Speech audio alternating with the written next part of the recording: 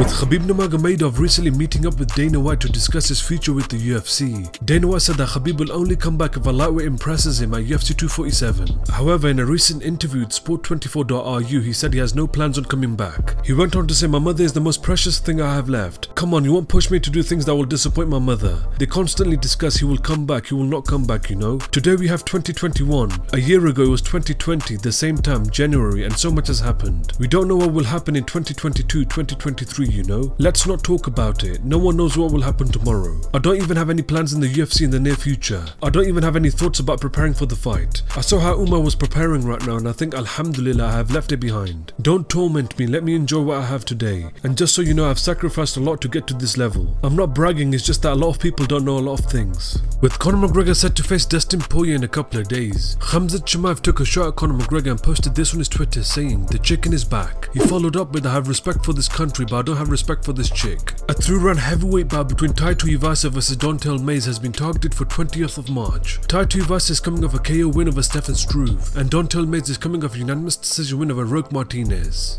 They had the option to wear jeans and a t-shirt. Felder wore it, tennis shoes. I wore it, tennis shoes.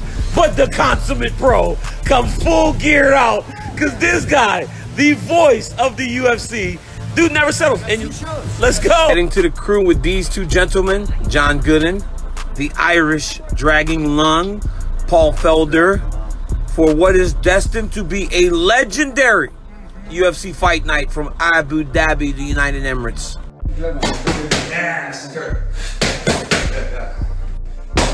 Шома, ты чё, на кофе, да?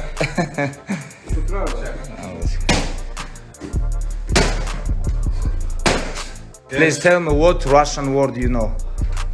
Sleva, low cut, machina, ananas bomba, rookie, Naga.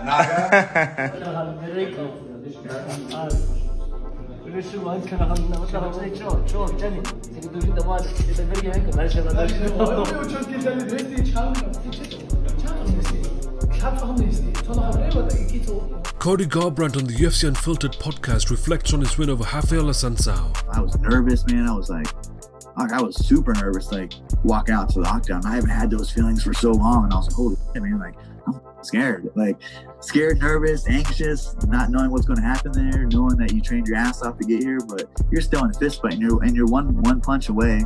That opponent lands one punch on you, can totally throw you off. You'll be an autopilot the rest of the fight. So you have to just stay on your P's and Q's. But it just felt so good being in there. I remember the first stepping on the octagon and getting the reads and just seeing everything. I'm just happy to be back. Then obviously, I got infected with COVID. I went right back to the gym on Monday after the win with Assuncao. I think that what happened was I didn't let my body give enough rest, let it recover my immune system after, before Christmas in 2019, I was training all the way up to I went out and helped Frankie out in Jersey in July. He had to return the favor for him. He was always there for me, sparring, and the guys out there. And I was back in the gym Monday. I was like, man, this is the first time I haven't been hurt in a fight since Takei Mizugaki. Cruz, I tore my knee in. So at each fight, I was like, man, I had a long layoff. I had I had to do stem cell procedures, which takes 8 to 9 weeks to heal. Some ligaments torn in my forearm and my wrist and my hand. So I'm like, yeah, this feels great. Just went back, let's grind. Let's go. It's going to be a big year. And then obviously got infected with COVID.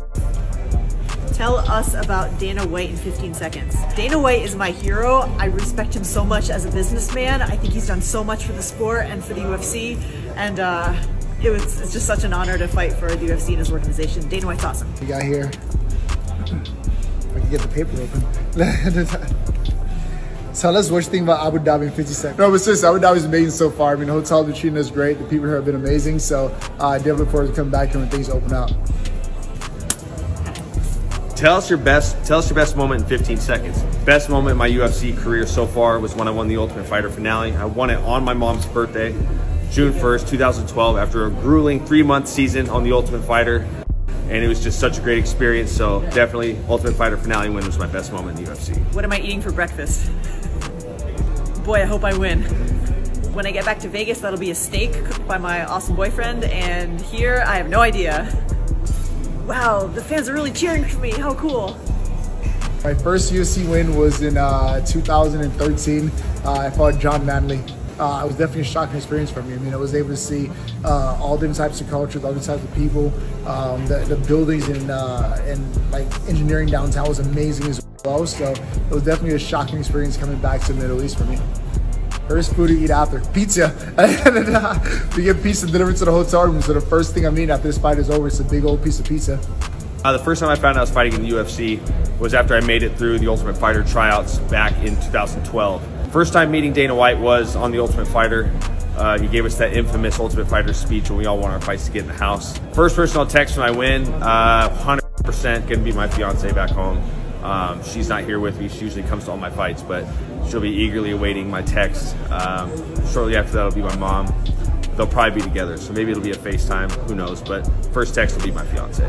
I mean, I would have to say Weili and Joanna, or, I mean, as a lightweight myself, that Dan Hooker and Dustin Poirier fight stands out to me.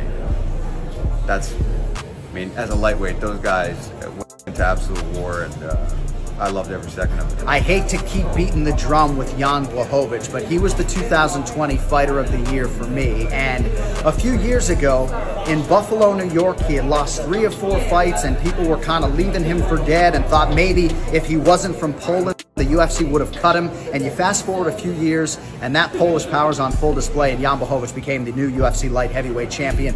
Certainly those breakthrough moments for the champions in 2020 will be what I'll hold on to. Oh, unbelievable.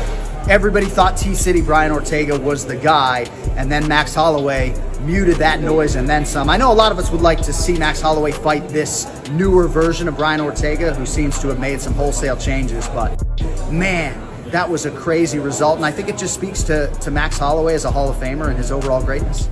Man, we're free! I'm so excited. So we really don't get to go very far, but I'll show you what I can with where we go.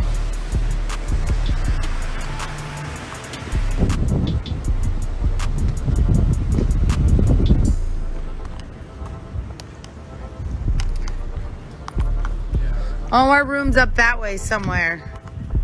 Up there. So I guess this is a Formula One racetrack.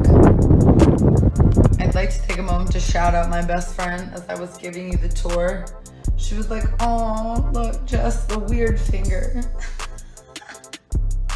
Yes, guys, I have a weird finger. Well, our first morning out of the hotel room and out of quarantine. Yay. I love the sun, but I'm sweating. Oh. Yeah.